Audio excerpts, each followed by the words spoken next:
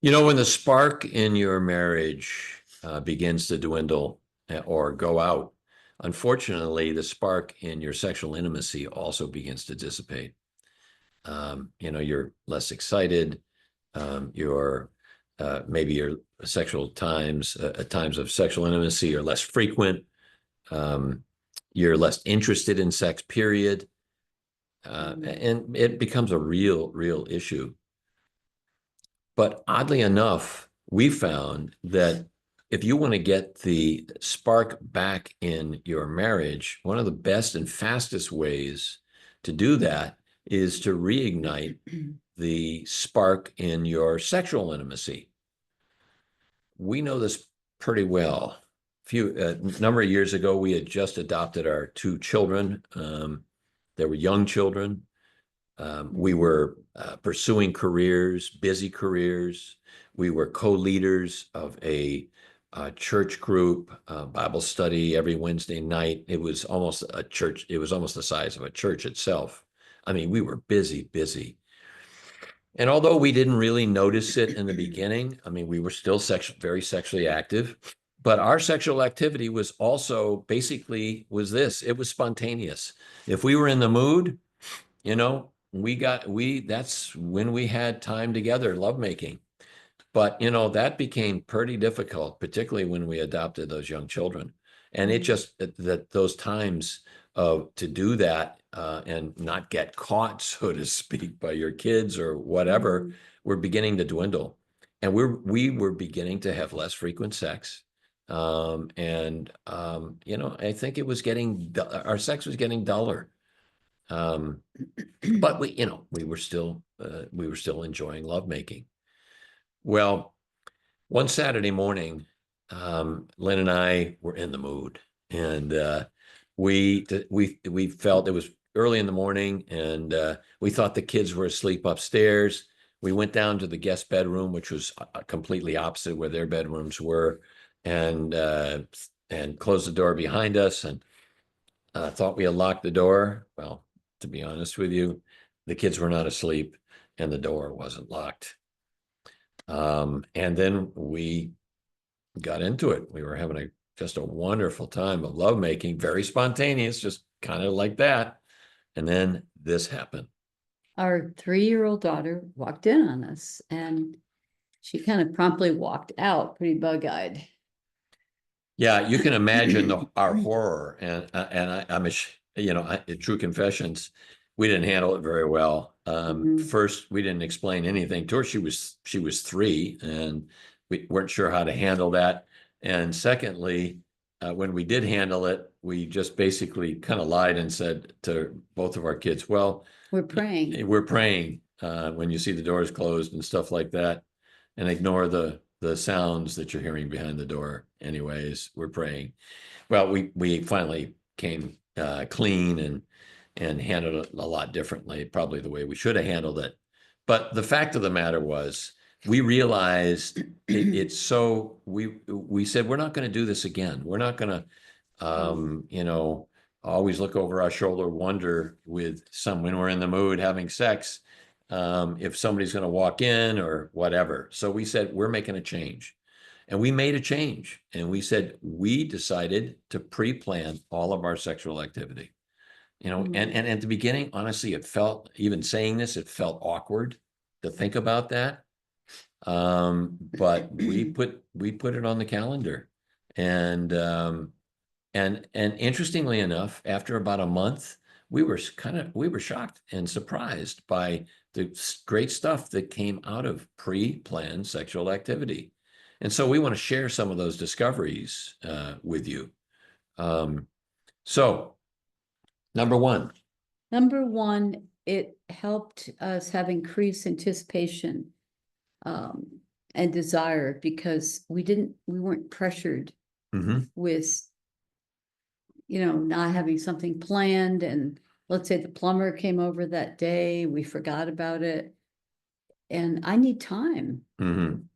Yeah, and just for me, just thinking about, wow, so tomorrow afternoon at 3 p.m. The kids will be in school. I can't wait. That anticipation and desire grew for me, just knowing that.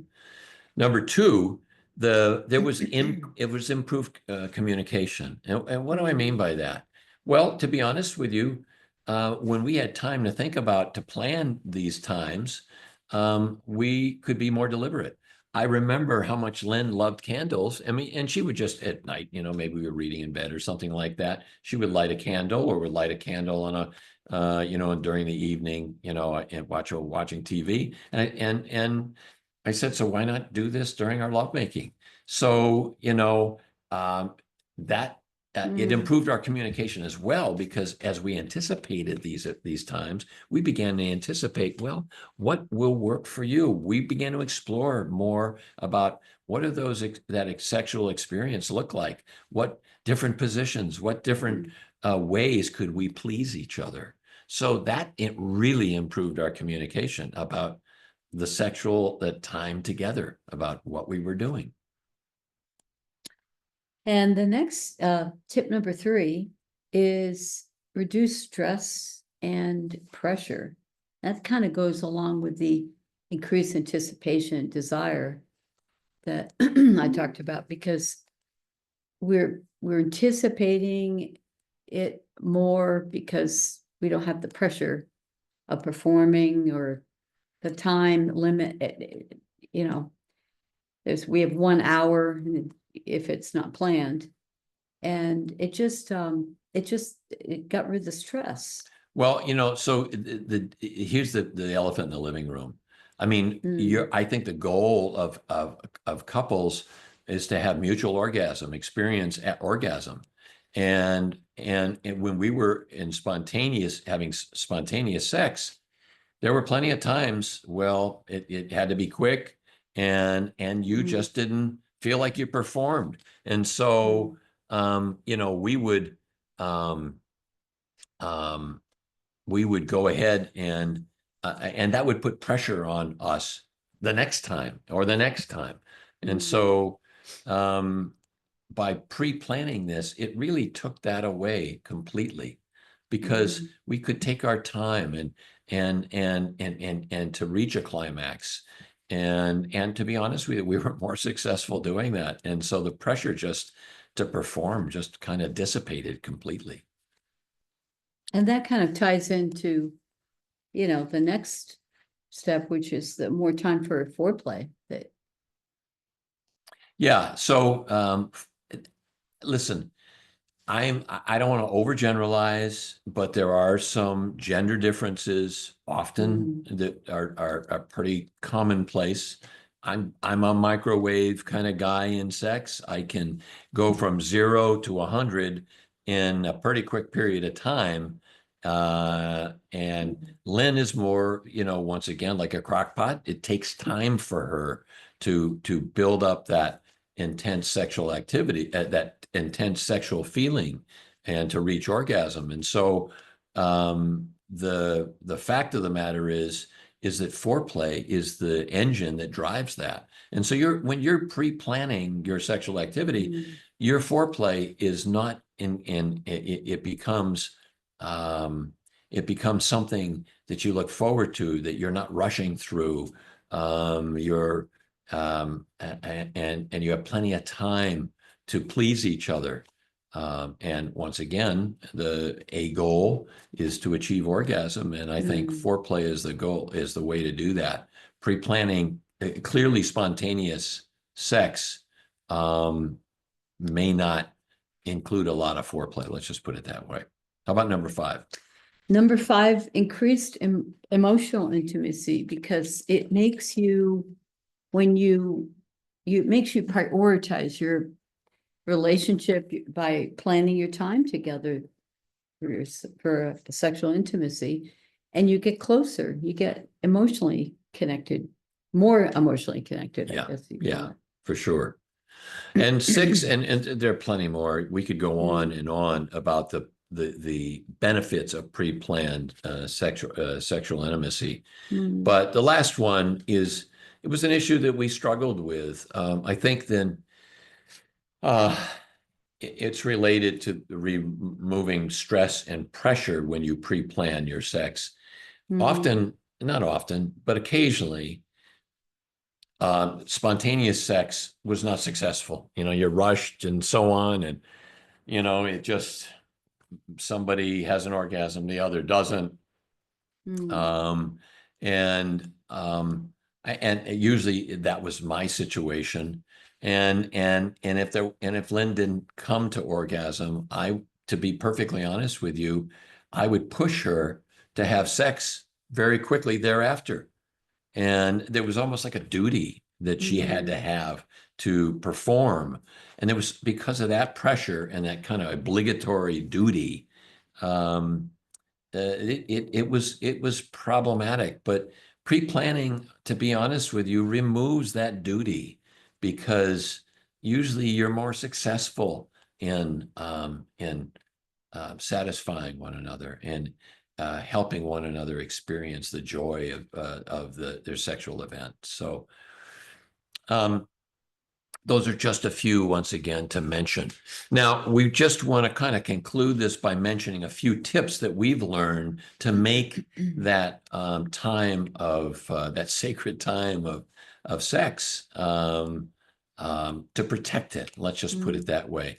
This is certainly geared more to parents with children, and maybe and I would say younger children, not necessarily teenagers, but so we'll just kind of go through these tips one at a time. We've got a handful of them. mm, So tip number one, and this is what pre-planning is all about. When you pre-plan your sexual activity, you need to put it on the calendar.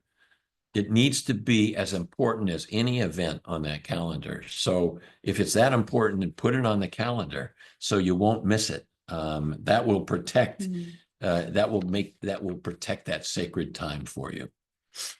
And tip number 2 is lock the door Yeah, right. Well, of wherever you're yeah, planning make to sure the door is locked. have this your time Yeah, together. yeah. I think Lynn probably asked me if the door was locked, and I said, "Oh yeah, I locked the door."